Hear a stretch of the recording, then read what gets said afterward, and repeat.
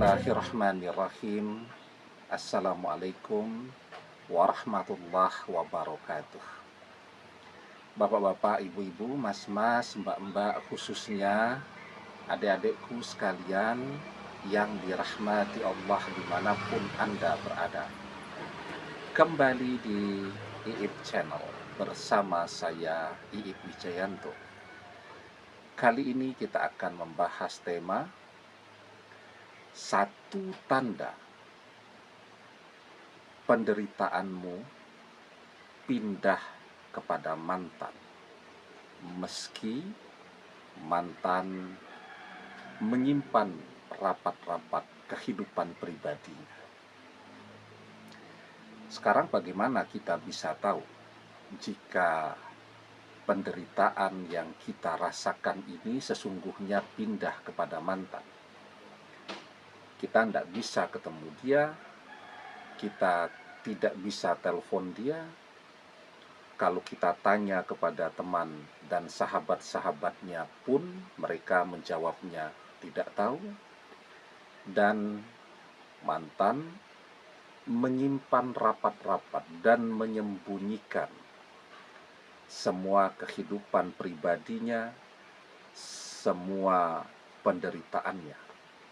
Ya, kan ada orang yang menggunakan media sosial itu untuk berkeluh kesah, untuk curhat setiap hari. Itu ada.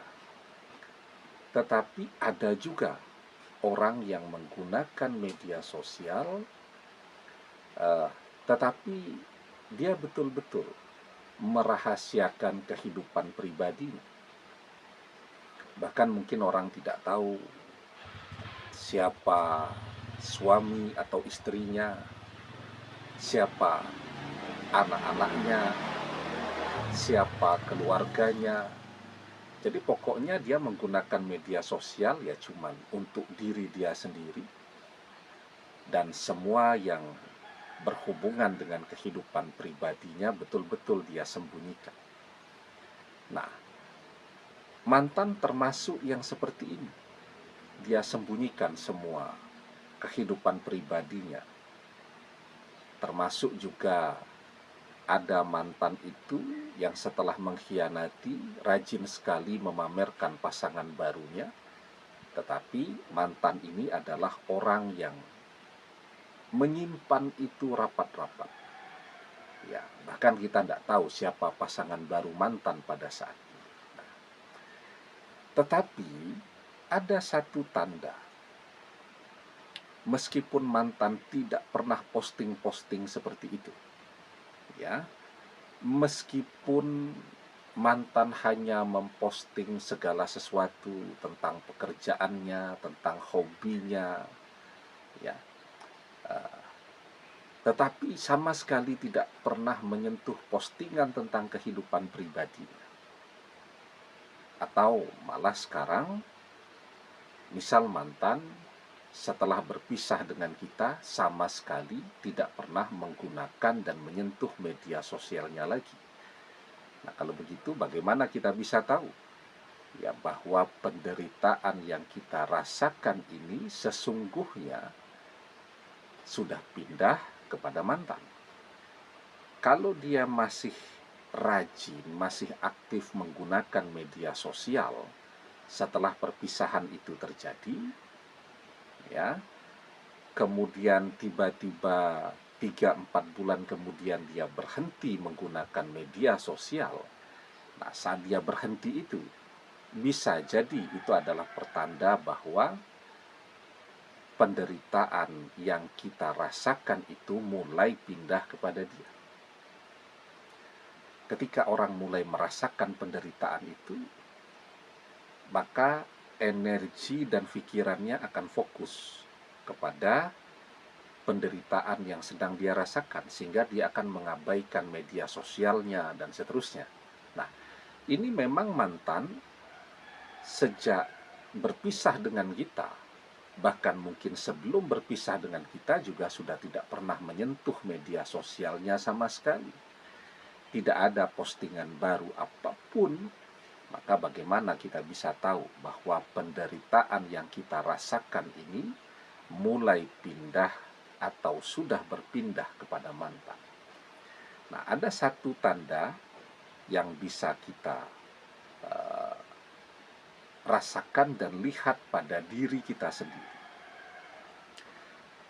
Sebelum kita bahas lagi lebih jauh, tapi jangan lupa yang belum subscribe untuk memencet tombol subscribe dan menyalakan lonceng notifikasi agar Anda selalu mendapatkan pemberitahuan video-video terbaru dari channel kesayangan kita ini.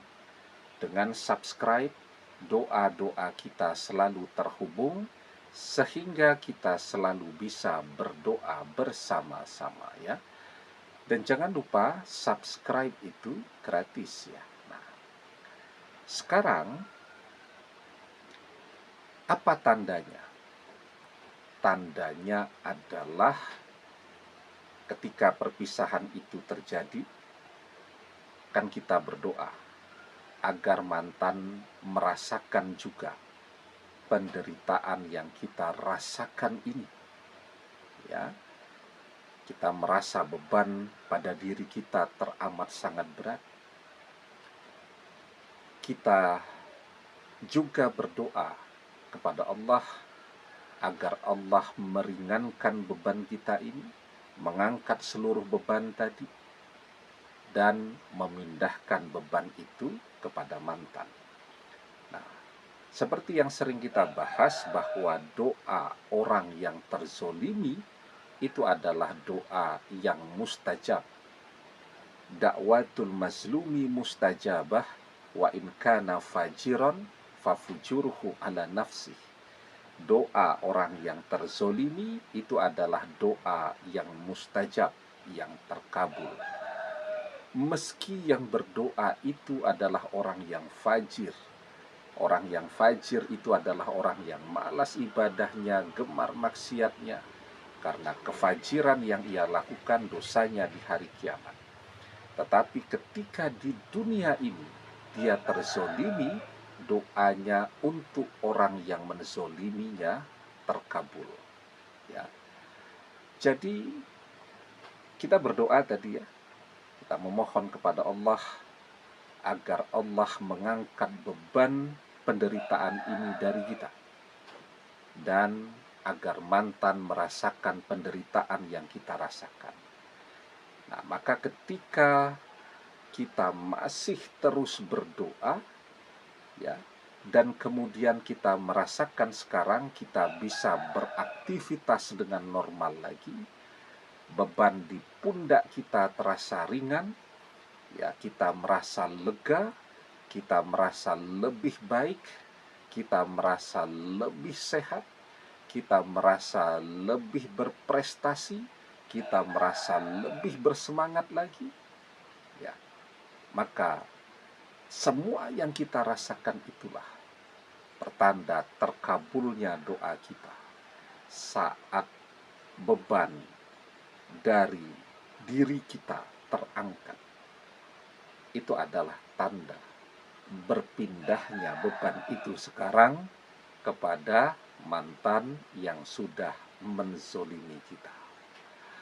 Demikian, semoga bermanfaat. Wallahu a'lam bissawab, billahi taufik wal hidayah. Assalamualaikum warahmatullahi wabarakatuh.